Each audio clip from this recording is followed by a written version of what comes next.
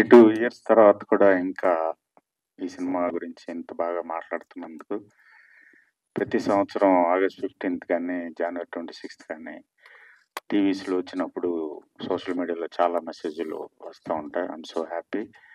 ముఖ్యంగా థ్యాంక్స్ చెప్పుకోవాల్సింది ప్రొడ్యూసర్ మా ఫ్రెండ్ శంకర్ మురళి గారికి.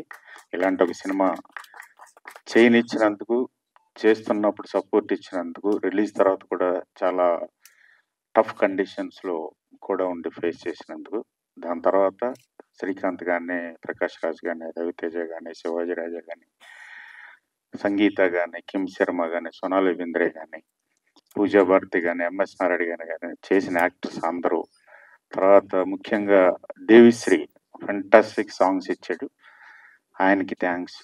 తర్వాత మా గురువు గారు సీతారామ శాస్త్రి గారు. సో పేరు పేరున అందరికి థ్యాంక్స్. తర్వాత ఈ మధ్య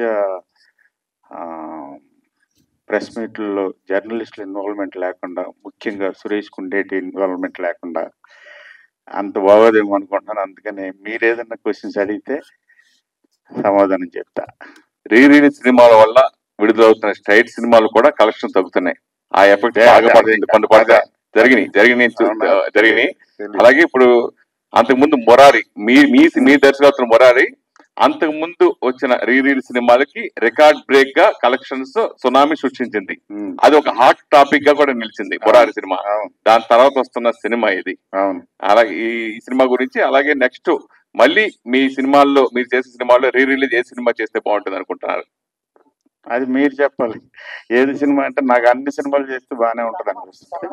చందమామ అది జనాలకు వదిలేద్దాం. సరే, ముందుకు వచ్చిన ఈ సినిమా లైక్ రిలీజ్ల వల్ల ఇప్పుడు సినిమాలకి కాంపిటీషన్ ఉండదని నేను అనుకోవట్లేదు. First thing. Second thing, Murari నా పర్సనల్ రీజన్ ఏంటంటే, నా ఎనాలిసిస్ ఏంటంటే, Murari for the last 2 decades బాగా dark cinema, dark emotions, dark scenes ఎక్కువైపోయింది, వైలెన్స్ ఎక్కువైపోయింది. వాటి మధ్యలో సడన్గా కలర్ఫుల్ ఫ్యామిలీ అండ్ మ్యూజికల్ రావటం, అది మహేష్ బాబు మేజర్ ఫ్యాక్టర్ దానికి, and Mahesh Babu fans major factor. Plus మురారికి సపరేట్గా ఒక సెక్ట్ ఆఫ్ ఫ్యాన్స్ ఉన్నారు. వాళ్ళందరి వల్ల అంత పెద్ద రెస్పాన్స్ వచ్చిందని అనుకుంటున్నాను. బట్ బేసిక్ రీజన్ బాగా డార్క్ ఎక్కువైపోతుంది సినిమాలో. ఇది సినిమా అప్పుడు సెన్సేషన్ సృష్టించేసినా కానీ కొంచెం కాంట్రవర్సీగా మీరు చేసిన అంతకుముందు సినిమాలకి సినిమా చాలా డిఫరెంట్. లైక్ ఇప్పుడు ప్రకాష్ రాజ్ గారి క్యారెక్టర్ గురించి కానీ అప్పుడు కూడా బాగా చర్చనీయంగా మాట్లాడుకున్నారు. సో మీకు అప్పుడు వచ్చిన ఎదుర్కొన్న సమస్యల గురించి కానీ, తర్వాత వచ్చిన అప్లాజ్ గురించి కానీ ఏం చెప్తారంటే? అప్లాజ్ ఫెంటాస్టిక్ అప్లాజ్ వచ్చింది. నాకు ఇప్పటి వరకు కూడా ఒక 4-5 ఫిల్మ్స్ ఉన్నాయి నేను చేసిన వాటిలో, అన్నిటికీ చాలా గొప్ప రెస్పెక్ట్, గొప్ప ఎఫెక్షన్ వచ్చింది. So I'm very very grateful to all the producers in the first place, అలాంటి సినిమా చేయనిచ్చినందుకు ఫస్ట్. సెకండ్, అఫ్ కోర్స్ మన audience, most beloved audience, I'm happy. తర్వాత అవి వచ్చిన ప్రాబ్లమ్స్ అంటే అవి అప్పుడుతో అయిపోయినాయి కదా, ఇప్పుడు ఎందుకు వెళ్ళుకోవడం. శ్రీకాంత్ గారు ఇంకెవరైనా అడగండి. పర్వాలేదు కూర్చోండి. అడుగు. ఇప్పుడు మీరు ఎలా కూర్చున్నారో 22 సంవత్సరాలు దిగిన ఫోటోకి ఈ ఫోటోకి ఏమీ తేడా లేదు. కళ్ళజోడు ఒకటే. నిన్ను చూసే కాపీ కొడుతున్నాను. నీకు తెలుసా 97లో నీ మ్యారేజ్కి వచ్చాం అక్కడికి, పాలకొల్లు. అవును, అప్పుడు ఎలా ఉన్నా ఇప్పుడు అలాగే. సరేనా, ఇప్పుడు ఫైనల్ గా ఒక్క ఛాన్స్ అని మనకి ఇష్టమైన చాలా తక్కువ రేరుగా ఉంటారు. ఆ కృష్ణవంశీ గారి దర్శకత్వంలో ఒక్క సీన్ చేసినా చాలు అని ఆర్టిస్ట్ అప్పుడు ఫీల్ అయ్యేవారు. మనం ఉన్నప్పుడు చాలా వంశీ గారు ఒక్క వేషం ఇచ్చిన చాలు, ఒక్క సీన్ లో చేసినా చాలు అని ఫీల్ అయ్యేవారు. అట్లాంటిది మీరు ఖడ్గం, మహాత్మా, మళ్ళీ హీరోగా కాకుండా క్యారెక్టర్ కూడా గోవింద్ గండవర్ చేయడం జరిగింది. సో ఇందాక ఫస్ట్ నిర్మాత వద్దన్నా ఏదొద్దన్నా చేయడానికి, సో అలా ఒప్పుకున్నారు కాబట్టి అప్పుడు వంశీ గురించి, ఇప్పుడు వంశీ గురించి మీరు ఏం చెప్తారు? అప్పుడు వంశీకి ఇప్పుడు కొంచెం హార్ట్ గా అప్పుడు ఎలా ఉన్నాడో డెఫినెట్ ఇప్పుడు కూడా, ఇప్పుడు సినిమా చేస్తే అదే వంశీ నాకు కనపడతాడని అనిపిస్తుంది. ఎందుకంటే ఇప్పటికీ ఆయన నేను ఎప్పుడు రెగ్యులర్ గా టచ్ లో ఉంటాం. నేను అంటా ఉంటా, నాకు ఒక మంచి ఇంకో కడ్గం సినిమా చేద్దాం వంశీ అంటే పొద్దున్న తీసుకురా అంటారు. అదే కదా లేదు మనకి ఇప్పుడు. సో వంశీ అనేది ఎప్పుడు మారలా, బట్ కొంత గ్యాప్ రావచ్చేమో కానీ 100% వంశీ మళ్ళీ మంచి డైరెక్టర్ గా ప్రూవ్ చేసుకుంటారు డెఫినెట్ గా. అంటే నాకు ఇది- మార్పు ఏం లేదు, అతను నాకు ఏం మార్పు కనపడాలి. అదే ఫ్రెండ్షిప్, అదే ఇది. వంశీ గారు, నేను వెంకట్ రెడ్డి సార్. చెప్పండి సార్. కత్తిడాన్ సినిమా ఒక సెన్సేషనల్. ఇప్పటికి కూడా మనం ఇండిపెండెన్స్ డే ఇలా చూస్తుంటే ఆ పాటలు వేసేసి మొత్తం ఇప్పటికి కూడా చూస్తుంటాం. అలాంటి శాటిలైట్ ఛానల్స్ న్యూస్ లో కూడా మనం బాగా చూస్తుంటాం సార్. అయితే నేను ఏంటంటే ఇలాంటి సినిమాని పార్ట్ 2 లాగా తీయొచ్చు కదా, ఎందుకంటే హీరో కూడా రెడీగా ఉన్నాడు. నాకు తెలిసి శ్రీకాంత్ గారు అబ్బాయి రోషన్ పర్టికులర్ గా అదే కదా మీ క్వశ్చన్. నాకు పార్ట్ 2 మీద నమ్మకం లేదు సార్. పార్ట్ 2 అనేది ఒక బిజినెస్ ప్రపోజిషన్స్ అయింది తప్ప ఎక్స్టెన్షన్ ఆఫ్ ఫిల్మ్ అవ్వట్లేదు. ప్లస్ నా సినిమాలు అన్ని కూడా అక్కడతో ఎండ్ అయిపోతుంది, వన్ అండ్ ఓన్లీ. దానికి ఎక్స్టెండ్ చేసి అదే అదే దాంట్లో డ్వెల్లింగ్ అనేది నాకు ఆ స్కిల్ రాలా, ఆ క్రాఫ్ట్ తెలియదు నాకు. సినిమా అంటే ఒకటే సినిమా సార్. పార్ట్ 2 కాకపోయినా అలాంటి సబ్జెక్ట్ మరి అలాంటిది వస్తుంది, నెక్స్ట్ ఇయర్ వస్తుంది. ఎవరితో సార్? అంతకంటే పెద్ద వస్తుంది. అక్కడే మీరు మళ్ళీ పొరపడిపోయి ఎవరితో ఖడ్గం ఎవరితో అనుకుని చేసామా, ఎవరు సబ్జెక్ట్ కరెక్ట్ అవుతారో. నాకు సబ్జెక్టే హీరో అండి, హీరోని బట్టి సబ్జెక్ట్ కాదు. నాకు అది రాదు, అదొక ఆర్ట్. అలాంటి ఆర్ట్ నాకు రాదు, సినిమాని బట్టి యాక్టర్స్. కృష్ణవంశీ గారు సార్, నా పేరు హేమమాలిని అండి. Nice name. Thank you sir. Sir actually మీ సినిమాలు మేము చిన్నగా ఉన్నప్పుడు, అంటే అది చెప్తే మళ్ళీ మాకు ఏజ్ అయిపోయింది అన్నట్టు మాట్లాడుతున్నారు కాబట్టి చాలా ఎంజాయ్ చేసాం చూస్తూ. నాకు మీ సినిమాలో బాగా నచ్చేది ఏంటంటే ఖచ్చితంగా హీరోయిన్ కి ఒక స్పెషల్ సాంగ్, హీరోయిన్ ని చూపించే విధానం అన్నది కూడా చాలా అద్భుతంగా ఉంటుంది. మాకు లిటరల్లీ మేమందరం బాగా ఎంజాయ్ చేస్తాం. ఇప్పుడు ఇక్కడ ఉన్న చాలా మంది young film journalist, I mean ఉన్న వాళ్ళందరూ, మా అన్న కూడా అంట, సురేష్ అన్న కూడా అంట. సో సార్, అంటే మీ మార్కో ఫిలిమ్స్ లో ఖచ్చితంగా ఆ టైప్ ఆఫ్ ఒక పాట ఉంటుంది. అంటే మీరు కావాలని ఇట్లా చెయ్యాలి అని చెప్పి అలా క్రియేట్ చేస్తారా, లేదంటే కథకి అది అవసరం అన్నట్టు పెట్టడం జరిగిందా? 50-50. నాకు అందరికి కూడా ఒక అమ్మాయి అనేది ఒక most beautiful creation of a God. So automatic గా దాన్ని రిప్రజెంట్ చేయడం కోసం సినిమాలో జరుగుతుంది. ఆ రోజు మీరు అలా అనుకుని చేశారు కాబట్టి ఇప్పుడు రీ రిలీజెస్ అప్పుడు ప్రతి ఒక్కరు బీభత్సంగా ఎంజాయ్ చేస్తున్నారు థియేటర్స్ లో. ఆల్మోస్ట్ ఆ గెటప్స్ వేసుకెళ్ళి మరి. బట్ అందులో ఫస్ట్ ఆ అమ్మాయిలు ఏంజల్స్ లాగా చాలా బ్యూటిఫుల్ గా ఉంటారు. ప్లస్ శాస్త్రి గారు లాంటి ఒక అద్భుతమైన పాటల రచయిత, Devi Sri Prasad, Mani Sharma, music directors Sandeep Chowta, Shashi Preetham, plus cameraman, locations, so many things involves. Final గా వీళ్ళన్నిటికన్నా మీ విజన్ అయితే బాగుందని ఒప్పుకుంటాను. స్క్రీన్ మీద అమ్మాయి actor, weather male actor female actor, వాళ్ళకి కనపడతారు కాబట్టి మేజర్ షేర్ వాళ్ళకి వెళ్తుంది. అండ్ ఇంతమంది కష్టం ఉంటుంది. అండ్ ఇంకొకటి రీసెంట్ గా చెప్తున్నటువంటి మురారి రీ రిలీజ్ ఏదైతే అయిందో అప్పుడు థియేటర్ లో జరిగిన సందడి మీరు చూసారు. ఆల్మోస్ట్ ఫ్యాన్స్ ఏ తరహా రచ్చ అన్నది చూసారో చూసారు కదా, మ్యారేజ్ ఏదైతే ఉందో సార్. అది చూసిన తర్వాత what is your first feeling sir? ఏంట్రా ఇది? ఫస్ట్ ఆఫ్ ఆల్ మ్యారేజ్ అలా చేసుకోవడం చాలా తప్పు అనిపించింది, బాగా అనిపించింది నాకు. మన కల్చర్ కి ఒక అర్థం ఉంది, ఒక పరమార్థం ఉంది, వెనకాల ఒక సెన్స్ ఉంది, ఒక కన్స్ట్రక్టివ్ థియరీ ఉంది, ఒక కన్స్ట్రక్టివ్ ఆలోచన ఉంది దాని వెనకాల. అది అంటే వాళ్ళకి తెలియక కొంత, ప్లస్ ఒక ఫ్యాన్సీ ఇమీడియట్ దీనికి పబ్లిసిటీ కొంత, కెమెరాలు సోషల్ మీడియాలో వచ్చిన తర్వాత దానివల్ల ఎక్కువ రియాక్ట్ అయ్యారు. God forbid them, God bless them, but that's wrong I feel. Sir hi sir. Hi, ఎక్కడ? ఇక్కడ శరత్ సార్. ఈ మూవీలో పర్టికులర్ గా అంటే ఏంటి అందరూ రోజు చేస్తారు అనుకున్నాను, అందరూ ఏంటి చాలా సాఫ్ట్ గా. వీఆర్ ఫ్యాన్స్ ఆఫ్ ఖడ్గం కదా.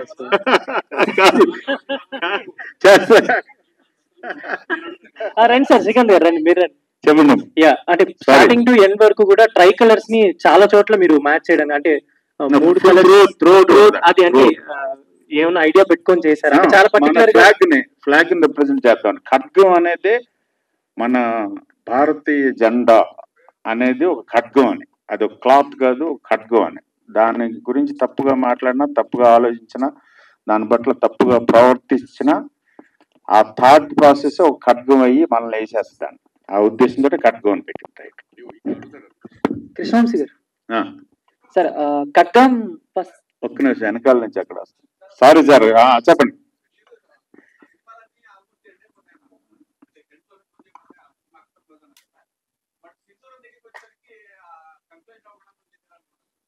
కంక్లూజన్ లేదు కదా దానికి. అందుకే లాస్ట్ లో ఆ క్వశ్చన్ వేసాను, ఈ మారణ హోమానికి అంతం ఎప్పుడు ఎక్కడ? ఇవాళకి 35 years తర్వాత కూడా అదే పరిస్థితి. అవునండి, అవునండి, అవునండి. కృష్ణవంశీ గారు, sir so Khadgam first shoot experience, ఏ సీన్ ఫస్ట్ తీశారు? సో గుర్తుందా దాని తిట్లు తిట్లు తిన్నాను ఫస్ట్ సీన్కి. Sir first scene first shot early morning Charminar దగ్గర శ్రీకాంత్ను షఫీ చేజ్ మార్నింగ్ 3:30కి వెళ్ళి స్టార్ట్ చేసాం. 9:30 నుంచి శ్రీకాంత్ కొడతాడు అనుకున్నాను ఆ రోజు. అంటే తనకి ఆల్రెడీ పాపం నీ పెయిన్ ఉంది, నీ ఆపరేట్ అయింది. పొద్దున 4 నుంచి స్టార్ట్ అయితే ఈవినింగ్ వరకు పరిగెడతానే ఉన్నాం పాత బస్తీలో. నేను పొరపాటున అన్నాను, నీ ఇష్టం పెట్టుకో, ఐఎమ్ రెడీ అన్నాను. ఆ మాట అంటాం అయిపోయాం. ఎక్కడెక్కడ పెట్టి ఎప్పుడు పరిగెత్తరా, సందులు పరిగెడతానే ఉన్నాను. నమస్కారం పెట్టి, అరే నీతో ఎప్పుడు నేను పెట్టుకోను. సార్ అది ఫస్ట్ డే. కృష్ణవంశీ గారు, నా ఇష్టం ఛానల్ నుంచి శివాజీరాజన్ అండి. 20 సంవత్సరాల నుంచి అల్లూరి సీతారామరాజు తీస్తారు అని నన్ను ఊరిస్తున్నారు సార్. అది ఎంతవరకు వచ్చింది? తీస్తారా, పోస్ట్ పోన్ చేస్తారా, ఉంటుందా, ఉండదా? డబ్బులు తీసుకుని వచ్చేయండి, రేపే చేశారు సార్. అదే ఏం రెడీ. శ్రీకాంత్ గారు మీకే. సో బేసిక్ గా ఇందాక మీరు మాట్లాడుతూ నువ్వే అనే సాంగ్ మీకు ఎంతో ఫేవరెట్ అన్నారు. అదే నువ్వు సో మీకే కాదు చాలా మందికి కూడా అది ఒక లవ్ యాంథమ్ లాగా వాళ్ళ లైఫ్ లో. సో ఇందాక మాట్లాడుతూ కొన్ని సీన్లు చేయడానికి నేను కొంచెం మొహమాటం సిగ్గుపడ్డాను అనిపించింది. మాకైతే స్క్రీన్ మీద చూస్తున్నప్పుడు అది ఎక్కడ కనిపించలేదు. అంటే మీరు అంత బాగా చేశారు, మీరు అంత బాగా చేశారు. బట్ చూసుకుని వెళ్ళలే నేను. అదేనే కాదు, నాకు కొంచెం మొహం ఎక్కువ.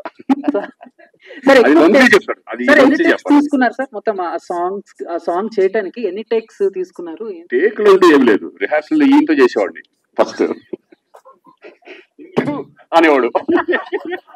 Single takes. ఇప్పుడు ఆ సాంగ్స్ మాంటేజ్ సాంగ్స్ అంటారు బేసిక్ గా, కొరియోగ్రాఫ్డ్ సాంగ్స్ కాదు, ఐ మీన్ స్టెప్స్ తోటి ఉన్న సాంగ్స్ కాదు. అందుకనే కొరియోగ్రాఫర్ లేకుండా నేనే చాలా నా సినిమాలో చాలా పాటలు నేనే చేస్తాను. 3 days చేసాం, వియన్నాలో చేసాం.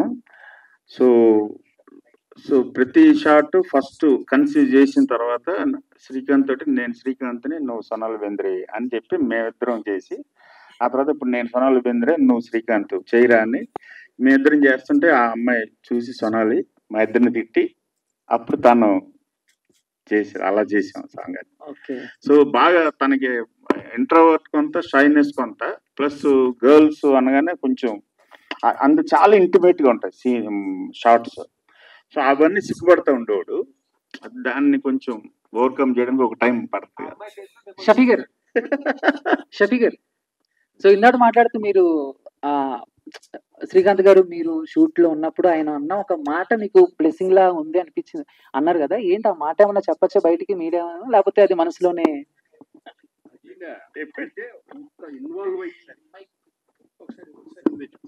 ఆ మాట అమ్మ ఏంట్రా ఇంత ఇదిలో ఉన్నాడని అనే అర్థం ఏంటంటే, అంత ఇన్వాల్వ్ అయిపోయి చేస్తున్నాడని. అంటే యాక్టింగ్ అనేది మేమంతా మామూలుగా జనరల్గా అంత అదే దాంట్లో ఉంటాడు. ఇంత మూర్ఖుడు ఏంటారు బాబు, ఈడేమంటారా బాబా, ఆ ఉద్దేశంలో ఉన్నాం అనమాట.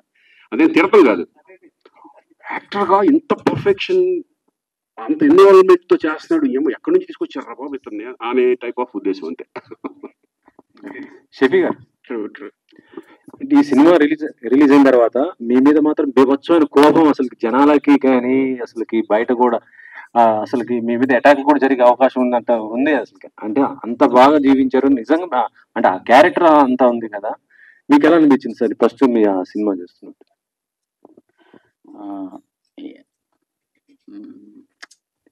యాక్టర్గా నేనేం పని చేసినా అవును, అలా కూడా 2-3 సందర్భాల్లో చాలా మందికి కోపం వచ్చింది. ఈవెన్ అప్పుడు ప్రత్యేకంగా ఒక స్పెషల్ షో ఏర్పాటు చేశారు ఎవరికి, మన అప్పుడు కొంత అంటే ఫిల్మ్ రిలీజ్ అయ్యాక కొన్ని ఒడిదుడుకులు వచ్చాయి, కొన్ని చోట్ల నుంచి అబ్జెక్షన్స్, కొన్ని బ్యాన్ చేశారు, కొన్ని చోట్ల ఒకరిద్దరు చనిపోయారు.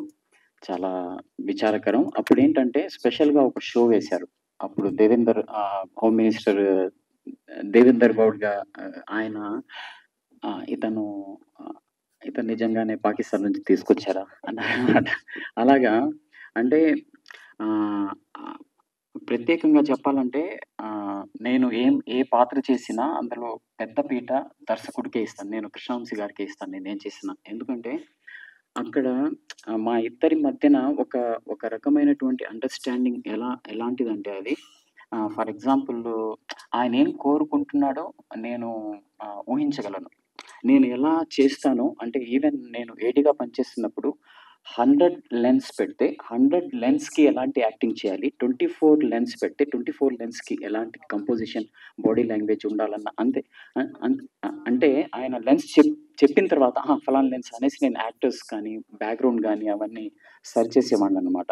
సో ఇంత డీప్గా వెళ్ళడానికి తర్వాత నేను నేర్చుకున్న అంటే నేషనల్ స్కూల్ ఆఫ్ డ్రామాలో నేను తీసుకున్న ట్రైనింగ్ కానీ లేకపోతే నాకేంటంటే నేను ఏ పని చేసినా ఎంత శ్రద్ధగానే చేయాలనుకుంటాను. నాకు ఇష్టమైన పని, నాకు ఇష్టమైన వృత్తి నటన కాబట్టి ఆయన ఏం చెప్పినా దాన్ని నేను ఒక ఆత్మను దాంట్లో క్రియేట్ చేయడానికి నేను ఇప్పుడు కూడా అదే ప్రయత్నం చేస్తాను. నాకు చాలా ఇష్టం. సో అంత బలంగా ఇంపాక్ట్ చేయడానికి నేను ఒక్కడనే కాదు, నాకు ఇచ్చిన ఇన్పుట్స్, వంశీ గారు నాకు ఇచ్చిన ఇన్పుట్స్, నా మెథడ్ యాక్టింగ్కి ఆయన చాలా సపోర్ట్ చేశారు. నేను ఎక్కడన్నా ఉండాలన్నా, నేను ఎక్కడన్నా వెళ్ళన్నా, నేను స్టడీ చేయాలన్నా ఒకటి చాలా జాగ్రత్తగా అని చెప్పేవాడు, జాగ్రత్త చేసేవారు. ఇవన్నీ ఆ ప్రాసెస్లో నేను చాలా డీప్గా వెళ్ళడానికి ఆయన సహకారం లేకుండా ఉంటే ఆయన నన్ను యాక్టర్గా ఆ మెథడ్ యాక్టింగ్ని ఆ ప్రాసెస్ని అర్థం చేసుకునే ఒక దర్శకుడు దొరికినప్పుడు నటుడికి ఎక్స్ప్లోర్ చేయడానికి చాలా స్పేస్ దొరుకుతుంది. ఆ స్పేస్ ఉంది కాబట్టి ఆయన నాకు ఇచ్చారు, నా మెథడ్ యాక్టింగ్ అర్థం చేసుకున్నారు, క్యారెక్టర్ని కూడా అలా నాకు ఇంజెక్ట్ చేశారు కాబట్టి నేను చెప్పగలిగాను, నేను చేయగలిగాను. వితౌట్ డైరెక్టర్ నా వల్ల, నా ఒక్కడి వల్ల ఏమయ్యేది కాదు. అంతే. Whole credit goes to Guruji. Srikanth గారు. Hi sir, I'm Anjali from TFPC. First of all అయితే ఇందాక మీరు మాట్లాడినట్టు చెప్పినట్టు ఖడ్గంలో ఫర్ ద ఫస్ట్ టైం మిమ్మల్ని చూసినప్పుడు ఒక ఫ్యామిలీ హీరో, అప్పటి వరకు అమ్మాయిలందరికీ ఒక రొమాంటిక్ హీరోగా కనిపించిన మీరు ఆల్ ఆఫ్ సడన్ సీరియస్ గా, ఎమోషనల్ గా, కోపంగా కనిపించేసరికి ఏంటి ఇలాగున్నారు అని చాలా మంది అనుకుని ఉంటారు. బట్ మీకు ఫర్ ద ఫస్ట్ టైం ఈ ఖడ్గం గురించి, ఈ క్యారెక్టర్ గురించి చెప్పినప్పుడు మీరేమనుకున్నారు? అండ్ అనుకున్నారా లైక్ నేను క్యారీ ఫార్వర్డ్ చేయగలనా, ఇంతగా నన్ను యాక్సెప్ట్ చేయగలరా అని ఏమైనా అనుకున్నది ఉందా? And also I have another question కూడా. మీరు ఆన్సర్ చెప్తే ఇంకో క్వశ్చన్ అడుగుతాను. ఓకే. ఫస్ట్ అనుకున్నప్పుడు నేను వంశీ దగ్గర నుంచి నాకు ఆఫర్ రాగానే ఒకటే అనుకున్నాను, అది ఎటువంటి క్యారెక్టర్ అయినా నేను చేసేద్దాన్ని డిసైడ్ అయిపోయా. నేను సబ్జెక్ట్ కూడా వినలేదు ఫస్ట్. అరే వంశీ, ఇట్లా మా వంశీ వచ్చి నాకు ఇటువంటి క్యారెక్టర్ ఉంది, నీకు మంచి క్యారెక్టర్ అంటే నువ్వు నాకు సబ్జెక్ట్ చెప్తే నేను చేసేస్తాను అన్నాను ఒకటే మాట. తర్వాత చెప్పాను అనుకోండి ఎట్లా ఉంటుంది క్యారెక్టరైజేషన్ చెప్పుకుని ఉంటారు. బట్ నాకు భయం ఇలా, ఎందుకంటే నాకు కాన్ఫిడెంట్ అంటే నేను చేయగలను కాన్ఫిడెంట్. ఎందుకంటే నేను విలన్ గా చేశాను బిగినింగ్ సినిమాల్లో. నేను విలన్ గా చేయడం, నాకు ఎమోషన్ అంటే చాలా ఇష్టం, బాగా ఎమోషన్ క్యారెక్టర్స్ అంటే బాగా ఇష్టం. ఆ కాన్ఫిడెంట్ అంటే నాలో ఉండేది. బట్ అది నమ్మాలి కదా, డైరెక్టర్స్ నమ్మాలి, ప్రొడ్యూసర్స్ నమ్మాలి. వంశీ నన్ను నమ్మాడు. ఎందుకంటే పాత బస్తీలో మా షూటింగ్ దగ్గరికి అప్పుడప్పుడు వచ్చేవాడు, నేను ఫైట్ చేసినప్పుడు చూసి, అంటే నాలో ఏం చూశాడని వంశీ గారు అడగదు అసలు. ఎందుకంటే ఆయన నా మీద డెఫినెట్ గా శ్రీకాంత్ చేస్తాడని ఒక కాన్ఫిడెంట్ తో నాకు ఆ క్యారెక్టర్ రావడం జరిగింది. నా లైఫ్ లో గుర్తుండిపోయే క్యారెక్టర్. ఓకే. సో ఖడ్గం మూవీ రిలీజ్ అయిన తర్వాత ప్రకాష్ రాజ్ గారి క్యారెక్టర్, మీ క్యారెక్టర్ అండ్ అలాగే రవితేజ గారి character 3 pillars of the movie అనొచ్చు. బట్ మీకు అపార్ట్ ఫ్రమ్ యువర్ క్యారెక్టర్ వాళ్ళిద్దరిలో ఏ క్యారెక్టర్ వచ్చుంటే బాగుండేది, ఆర్ నేను చేస్తే ఇంకా బాగుండేది అని అనిపించింది? నా క్యారెక్టర్ నాదే. రవితేజ క్యారెక్టర్ రవితేజనే, వాడే చేయాలి ఆ క్యారెక్టర్. ప్రకాష్ రాజే చేయాలి యాక్చువల్ గా. ఎందుకంటే వాళ్ళకు ఉంటుంది కదా విజన్, ఎవరికైతే బాగుంటుంది. బట్ నేను ఆ క్యారెక్టర్ నేను ఊహించుకోలేదు. ఎందుకంటే నా క్యారెక్టరే నాకు బాగా నచ్చిన క్యారెక్టర్. నాకైతే రవితేజ క్యారెక్టర్, అలాగే ప్రకాష్ రాజ్, ముగ్గురు equal. Okay done. Thank you so much. Thank you అండి.